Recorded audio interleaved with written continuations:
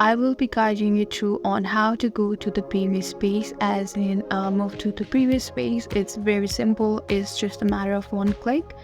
So in order to go to the previous page, you have to go to this right corner, and as you can see, there's a side panel.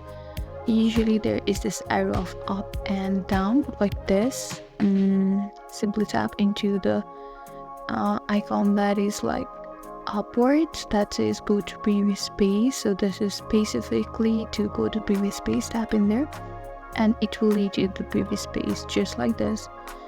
So yeah, this is how you can go to previous page in Adobe Acrobat. I hope this video was useful. If so, please consider subscribing and liking our video. And if you have any queries, don't forget to comment down. We'll be more than happy to help you with that. Thank you for watching, and yes.